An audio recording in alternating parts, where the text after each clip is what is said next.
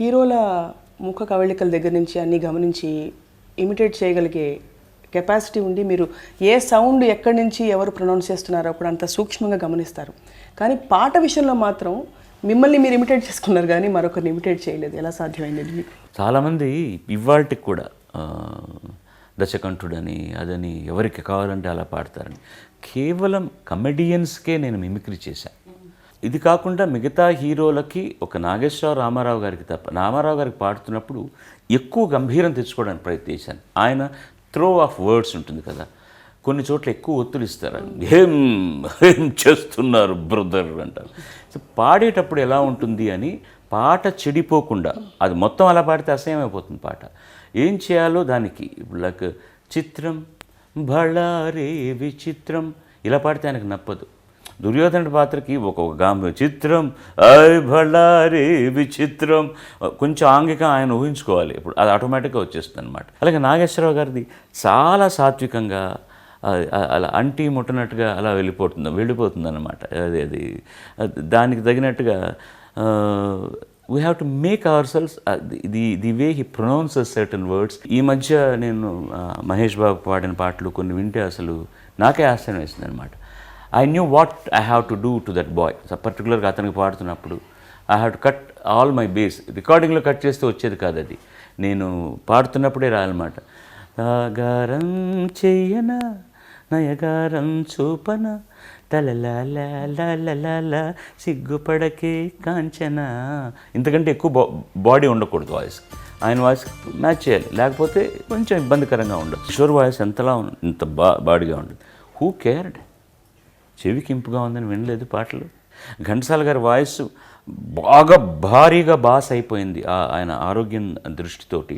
ఇప్పుడు మీరు వినండి, తేట తేట తెలుగులా చాలా లోగా ఉంటుంది వాయిస్, ఎక్కువగా బ్రెత్లెస్గా వినపడతారు Ghantasala.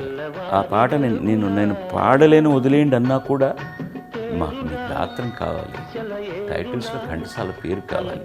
That is what they earned. Ghantasala master పాటలోని అంటే మామూలుగా ఎవరో ఒక రోల్ మోడల్ని పెట్టుకుని imitating is the first step అంటారు టు లెర్నింగ్. మీరు ఏ అంశాలు అంటే ఆయన పాటలోని గమనించి న్యాచురల్గా అబ్జర్వ్ చేసుకున్నారు? చాలా మంచి పాయింట్ మీరు అడిగింది. మీరు ఘంటసాల గారి బిగినింగ్ డేస్లో సాంగ్స్, ప్రైవేట్ సాంగ్స్ కనుక వింటే 90% రాజేశ్వరరావు గారు పాడినట్టే ఉంటుంది. కర్ణాటక సంగీతంలో ఉన్న ఆనుపానులన్నీ తెలిసినా సినిమాలో పాడుతున్నప్పుడు ఎంతవరకు దాన్ని ఉపయోగించాలి, అతిగా చేసేస్తే బాగుండదు. ఇప్పుడు ఆయన పాడిన శివశంకరి శివానందలహరి శివశంకరి, ఇదే గనక కర్ణాటక సంప్రదాయం, శివశంకరి శివానందలహరి శివశంకరి అని పాడితే చెవికి ఇంపుగా ఉండదు. ఆయనకు తెలియని, ఆయన బాగా నిష్ణాతుడైనటువంటి కర్ణాటక సంగీత విద్వాంసుడు. సినిమాకు ఎంత కావాలి అన్న ఒక నిష్పత్తిని ఆయన ఉపయోగించిన పద్ధతి, అది నేను ఎక్కువగా ఫాలో అయ్యాను. ఏ రోజు ఆయన మిమ్మల్ని పిలిచి నాన్న ఇంకొన్నాళ్ళు సంగీతం నేర్చుకో అని చెప్పలేదా? లేదండి, దాని గురించి చెప్పలేదు. కానీ ఆయన పరోక్షంలో నన్ను గురించి చాలా గొప్పగా మాట్లాడినవి టేప్ చేసి కూడా ఇచ్చారు నాకు. ఆయన అమెరికాలో మాట్లాడినవి, ఇక్కడ ఆల్ ఇండియా రేడియోలో ఆయన ఇంటర్వ్యూ ఇస్తూ మాట్లాడినవి. ఎవరన్నా ఒక పర్టికులర్ సాంగ్ కోసం వెళ్ళి అడిగితే నేను పాడలేకపోతున్నాను, వాడు బాగా పాడుతున్నాడు కదా, వాడికి అవకాశాలు ఇవ్వండి, ఇంకా ఎందుకు నాన్న నాకు కష్టంగా ఉంది అని చెప్పిన సందర్భాలు ఎన్నో ఉన్నాయి. మా ఇద్దరి మధ్య కూడా ఎన్ని అపప్రదలు తీసుకొచ్చారు. ఘంటసాల గారు నేను రాకుండా చేస్తున్నారన్నారని, ఘంటసాల గారికి నేనేదో మందు పెట్టేశానని చాలా చికాకు పెట్టేటటువంటి. ఐ స్టిల్ రిమెంబర్ ఆయన హాస్పిటల్లో ఉన్న రోజున ఎంఎస్ విశ్వనాథ్ గారు రికార్డింగ్ క్యాన్సిల్ చేశారు. మేమందరం హాస్పిటల్కి వెళ్ళాం, ఇండస్ట్రీ అంతా అక్కడే ఉంది. కాసేపు బాగుపడుతున్నారు, కాసేపు మళ్ళీ కోమాలోకి వెళ్ళారు, అలా ఇలా అంటున్నారు. సరిపోయింది, 2 రోజులు అయింది, హాస్పిటల్లోనే ఉన్నారు. టైం అయ్యే కొద్దీ ఆయన పుంజుకుంటాడు కదా అని ఆశ ఎక్కువ అవుతుంది మనకు. ఓ రోజు రికార్డింగ్ ఫినిష్ చేసి ఇంట్లో నేను భోజనం చేయడానికి వచ్చేసరికి సరిగ్గా ఆ టైంకు చక్రవర్తి వచ్చాడు. ఎరా ఏం చేస్తున్నావు అనుకుని భోజనం చేస్తున్నాను నేను. అంతా ఇందరూ చేతులు కడుక్కున్న తర్వాత ఆ వాకిట్లోకి వచ్చి అక్కడ కుర్చీలో కూర్చున్న తర్వాత భోజనం చేస్తున్నప్పుడు చెప్పకూడదని చెప్పలేదురా చిన్న, పెద్ద ఆయన పోయాడు రా అప్పుడు చెప్పాడు. It was so shocking. బాడీని తీసుకొచ్చి ఇంట్లో పెట్టిన తర్వాత మా గురువుగారు కూడా ఉన్నారు అక్కడ. గురువుగారు అంటే అందరూ ఉన్నారు. శవయాత్రకు వెళ్తున్నప్పుడు నేను ఎలాగైనా భుజం కాయాలి ఆయన యాత్రలో అనుకుంటే నన్ను ఎవరూ దగ్గరికి రానివ్వలేదు. పెద్దలందరూ కూడా స్వార్థం కాదు అది, వాళ్ళ తృప్తి. ఆ మహానుభావుడి పార్థివ శరీరాన్ని మోస్తున్నాను. మా గురువుగారు కోదనబండ గారు గట్టిగా కేకలేశారు. అందరూ ఒక్క క్షణం వేసేది.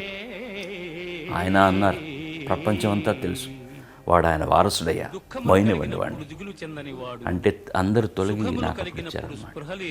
సో ఇది చివరిగా ఆ ఒక్క తృప్తి మాత్రం మిగిలింది నాకు, ఆ పార్థివ శరీరాన్ని శ్మశానం దాకా మోసుకెళ్ళేటటువంటిదని. ప్రతి రాత్రి వసంత రాత్రి రికార్డ్ చేసినప్పుడు కూడా ఆయన సౌహార్ద్రత అలాగే చూపించారు. ఆయన కూర్చుని పాడుతున్న ఆ రోజుల్లో నుంచోవడానికి కష్టంగా ఉంటే నేను పక్కన నుంచుని పాడుతున్నాను. ఫస్ట్ ఆలాపు వచ్చినప్పుడల్లా ఎక్కువసార్లు కట్ అవుతుంది ఆయన పాడుతున్నప్పుడు, బికాస్ ఆఫ్ హిస్ బ్రెత్లెస్నెస్. ఆయనకి చికాకైపోయి పాట పూర్తిగా తీసేద్దాం మహాదేవన్ బాబు, నేను చేస్తున్న ప్రతిసారి కట్ చేసినప్పుడల్లా వాడి చేత మళ్ళీ పాడించాల్సి వస్తుంది, ఆ బిట్టు కావాలంటే తర్వాత మనం తీసుకుందాం, అబ్బాయిని ఇబ్బంది పెట్టకండి అన్నారు. దిస్ ఈస్ అందులో మైక్లో ఆర్కెస్ట్రా ఉన్నారు, ఎంటైర్ ప్రెస్ వాజ్ దేర్. అది రోజు ముహూర్తం పాట. డిఎల్ నారాయణ గారు ఎంత లావిష్గా చేస్తారో తెలుసు. ఇది వాళ్ళ సంస్కారానికి తార్కాణం అన్నమాట. బాలుగారు, మీరు చాలా సాహిత్యాలు బాలేక లేక మీకు ఇష్టం లేక వ్యాకరణం సరిగ్గా లేక మానేసిన సందర్భాలు ఉండుంటాయి. ఇది కాకుండా ఫలానా పాట నాకు సూట్ కాదని కానీ, నేను పాడలేను అని కానీ వదిలేసిన సందర్భాలు ఉన్నాయా? 2 కారణాల వల్ల అండి చాలా పాటలు వదిలేశాను. ఒకటి, నేను ఏదైనా పాడగలనని నాకంటే నా మీద ఎక్కువ నమ్మకంతో కొన్ని శుద్ధ కర్ణాటకంలో చేసిన పాటలు వినంగానే నాకు తెలిసిపోతుంది. మేబీ నేను కొంచెం టైం తీసుకున్న తర్వాత పాడతానన్నా కూడా ఒప్పుకుంటారు. కానీ అప్పుడు కూడా నేను దానికి చేయవలసిన న్యాయం చేయలేనని భయం ఉండేది నాకు. గట్టిగా అరిచి పాడేస్తే వచ్చేస్తుంది, ఆ పాట పాడేవచ్చు, పాడలేకపోవడం కాదు, కానీ చెవికి ఇంపుగా ఉండదు, అసలు ఆ పాట పాడిన తృప్తి నాకు ఉండదు. అలాంటి సందర్భాల్లో చాలా పాటలు వదిలేశాను. At the peak of your career 17 పాటలు ఒకరోజు రికార్డ్ చేసిన సందర్భాలు ఉన్నాయంటారు. అంటే 17 పాటలు అంటే అప్పుడు ట్రాక్స్ కూడా ఉండేవి కావు, ఆల్మోస్ట్ లైవ్ ఆర్కెస్ట్రాతో ఉండేవి. ఎలా సాధ్యమేది బాలుగారు అప్పుడు అసలు? 17 పాటలు బెంగళూరులో పాడడం, 19 పాటలు మద్రాసులో పాడడం, 16 పాటలు బాంబేలో పాడడం ఒక్కసారి జరిగాయి. అవి రికార్డ్స్. నా సింగర్స్ కూడా నాతో కోఆర్డినేట్ చేయాలి. నేను ఎంత ఇబ్బంది పెట్టానో సుశీల్ గారిని, జానక్ గారిని నిజంగా. కానీ నా కోసమని వాళ్ళు దే నెవర్ ఫ్లించ్డ్. ఏనాడు కూడా అదేంటయ్యా ఆయన బిజీగా ఉన్నాడని, ఆయన ఇన్ని పాటలు పాడుతున్నాడని మేము పరిగెత్తాలా అని ఒక్కరోజు కూడా అనకుండా ఆనందపడ్డారు. సాధ్యమైనంత వరకు నాకు కోఆర్డినేట్ చేశారు, కోఆపరేట్ చేశారు. సింగింగ్ 17-19 అనేది 1 డేలో జరిగినటువంటి, maybe for record purpose we can say, but an average every day I was singing minimum 5 songs. అదే చెప్పాను కదా ఎంత పోగొట్టుకున్నానో దానివల్ల అనేది. చాలా సంపాదించాను, చాలా పోగొట్టుకున్నాను కూడా. బాలు పాడగలడు అన్న దృష్టితోటే ఎన్నో విన్యాసాలు చేసి పాటలు కంపోజ్ చేశారు మ్యూజిక్ డైరెక్టర్. ఆత్రేయ గారు అయితే ఇంక వేరే ఎవరైనా పాడుతుంటే ఆయన ఇలాగే అనేవాడు, వాడేట్రా అనేది ఫస్ట్ క్వశ్చన్, వాడేమయ్యాట్రా అనేవాడు ఆయన. దొరకలేదండి బాలు, 4-5 రోజుల నుంచి వెయిట్ చేస్తున్నామండి. ఇంకో 4 రోజులు వెయిట్ చేస్తే ఏంటి, లేదు సార్ ఆర్టిస్ట్ కాల్ షీటు అది ఇది అని. తేడా ఏం లేదురా, వీడు పాడడానికి ఫీల్ అవుతాడు, వాడు ఫీల్ అయి పాడతాడు, అంతే, తేడా ఏం లేదు. జానకి గారు కానీ సుశీలం గారు కానీ మీ పాట విని ఫలానా గమకం చాలా అద్భుతంగా వేశారు మీరని కానీ ఎన్నో సందర్భాలు ఉంటుంటాయి. మోస్ట్ మెమరబుల్ కాంప్లిమెంట్స్ వాళ్ళ దగ్గర నుంచి అంది అంటే మిమ్మల్ని ఏంటండి, బాగా పాడింది కూడా చెప్పి నన్ను కరెక్ట్ చేయించిన ఉన్నాయి, అవి కూడా మెమరబుల్ కాంప్లిమెంట్సే. సుశీల్ గారు అయితే నిజంగా చెప్పాలంటే నేను ఆవిడకి చాలా వేదన పెట్టానండి. ఒక పర్టికులర్ పీరియడ్లో పర్టికులర్గా రామారావు గారు మళ్ళీ సోషల్ సినిమాల్లో ఆయన ప్రభ బాగా పెరిగినప్పుడు, నేను ఆయన ఘోస్ట్ వాయిస్ అయిన తర్వాత, పర్టికులర్గా చక్రవర్తి మ్యూజిక్ డైరెక్టర్ అయిన తర్వాత, ప్రతి పాటలో ఎఫెక్ట్స్ అని ప్రాణం తీశారు. సీదా సాదాగా పాట ఉంటే ఒప్పుకునేవాళ్ళు కాదు. ఆయన స్టైల్ నేను అలా అలవాటు చేసేసి 1వ నంబర్ బస్సు ఏమి ఇవన్నీ లేకపోతే పాట కాదనే ఫీలింగ్ వచ్చేసింది. నాకే ఇబ్బందిగా ఉండేది. దీనికి బ్యాలెన్స్ చేయడానికి పక్కన ఫీమేల్ వాయిస్ చేత కూడా ఎఫెక్ట్లు ఇవ్వాలనేవాళ్ళు. రికార్డింగ్కి వెళ్ళగానే సుశీల్ గారు, బాలు అవి ఎక్కడెక్కడ ఏమేమి వేయాలో కొంచెం ముందే చెప్పాను ఆయన నాకు అనేవారు.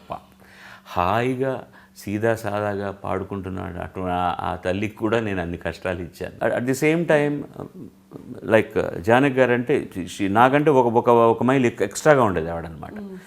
విత్ ఆల్ దట్ ఆల్మోస్ట్ నాకు 10 సంవత్సరాల వయసులో పెద్దవారైనా కూడా, అంత అనుభవం ఉన్నా కూడా, పాట పాడుతున్నప్పుడు వీడు ఇక్కడ ఏదో చేస్తాడు, వీడు సంథింగ్ వీల్ డూ అని ఆవిడ అలా దాచిపెట్టుకొని ఆ ఫైనల్ టేక్ వచ్చేసరికి ఎప్పుడు నాకంటే ఒక ముందరే ఉండేవారు ఆవిడ. అంటే ఆ స్పర్ధ పాటను ఎంత పైకి తీసుకెళ్ళేదో ఇట్ వాస్ సో వండర్ఫుల్. మీరు కుటుంబ పరంగా బాలుగారు you had to forgo a lot of things అని చెప్పారు. న్యాచురలీ మరి మీ కుటుంబం ప్రోత్సాహం పరోక్షంగా ఉందని చెప్పారు. ప్రోత్సాహం ఎవరండి ఇప్పుడు when I married my wife was 15. When I have become busy she was about 17 or 18 year old. Already one child was born. ఇప్పుడు ఆవిడ పాటలు విని అందరూ పొగిడేస్తుంటే ఆనందపడాలా, ఇద్దరు బిడ్డలతోటి వేరే అప్పుడు we are away from our family. మేము వాడికి ఇష్టం లేకుండా పెళ్లి చేసుకున్నామని అందరూ మమ్మల్ని దూరంగా పెట్టేశారు. ఫస్ట్ ఎవరు లేరు, మాకు పెద్దవాళ్ళు ఏం లేదు. ఒక రాత్రిపూట పాప లేచి ఏడుస్తుందంటే ఏం చేయాలో కూడా తెలియదు. అప్పుడు నేను ఎక్కడో రికార్డింగ్లో ఉండేవాడిని. ఇంట్లో ఉంటే ఐ స్టిల్ రిమెంబర్ మా పల్లవికి 1 year ఉంటుంది. She started crying. కడుపు నొప్పి ఏమిటో తెలియదు. ఆ రాత్రి ఎక్కడికి తీసుకెళ్లాలో తెలియదు. నేనే కారు డ్రైవ్ చేసుకుంటూ బీచ్కి వెళ్ళిపోయి ఇద్దరం చల్లగాల్లో కాసేపు ఆమెను ఆడించి ఇది చేసి నిద్రతో బాధ మర్చిపోయి నిద్రపోయింది. కానీ పక్క రోజు హాస్పిటల్ తీసుకెళ్తే ఏదో చెవిలో ప్రాబ్లం ఉందని అప్పుడు చెప్పాడు డాక్టర్. ఇలాంటివి ఆ రోజు నేను ఉన్నాను కాబట్టి సరిపోయింది. నేను లేనప్పుడు మా ఆవిడ ఎలా భరించిందో. స్కూల్కి వెళ్ళిన తర్వాత పిల్లలు ఎప్పుడూ పేరెంటల్ దీనికి వెళ్ళినప్పుడు నేను ఒక్కసారి కూడా వెళ్ళేవాడిని కాదు. I was not available at all. దానివల్ల కొన్ని ఘర్షణలు జరిగాయి. అర్థమూ చేసుకుంది మా ఆవిడ పాప. నన్ను అందరూ సంపాదించుకున్నారు సినిమా పరిశ్రమలో, కానీ నన్ను నేను కోల్పోయాను అనమాట. అది ఇప్పుడు నేను బాగా పొందుతున్నానండి. ఇప్పుడు మనవరాళ్ళతో ఆడుకోవడం. ఐ స్పెండ్ ఖాళీ దొరికితే ఎక్కువ టైం వాళ్ళతోనే స్పెండ్ చేస్తున్నాను. That is giving me so much of happiness. MB Srinivas గారిని ఒక మ్యూజిక్ డైరెక్టర్ ఉండేవారు. ఒకసారి నాకు రికార్డింగ్లో వాయిస్ బాగాలేదండి, వాళ్ళు పాడలేదంటే you have no right to say that అన్నారు ఆయన. నీ గొంతు పోగొట్టుకోవడానికి నీకు అధికారం లేదు, నీ ఆరోగ్యం చెడిపోవడానికి అధికారం లేదు. Your a public property. చాలా గొప్ప మాట అండి అది. అలాగా after some time you are not for yourself, you are for everybody else. Do you feel you made the right choices? నేను తీసుకున్నవి ఎక్కువ పాలు మంచి నిర్ణయాలు అనుకుంటాను. ఎంతమందికి ఆనందం ఇస్తున్నాను నేను, ఎంతమందిని సంతోషపెడుతున్నాను నా పాటతోటి. అది చాలండి ఈ జన్మకి. అందరి పాట వింటుంటే ఒక అనుభూతి కలుగుతుంది మనకి. మీకు మీ పాట వింటుంటే ఎలాంటి అనుభూతి కలుగుతుంది? I feel very proud of my self. క్యా బాత్ అనిపిస్తుంది అనమాట. ఎంత బాగా పాడానా, ఎంత ఎంత అనుభవించి పాడాను అక్కడ, ఎంత చక్కగా ప్రొనౌన్స్ చేశాను, ఎంత బాగా పాడాను. నేను చాలా యూనిక్ సింగర్ని. చాలా విషయాల్లో చూసుకుంటే నాకు తెలియకుండానే నేను ఎలా పాడానో నాకే తెలియదు.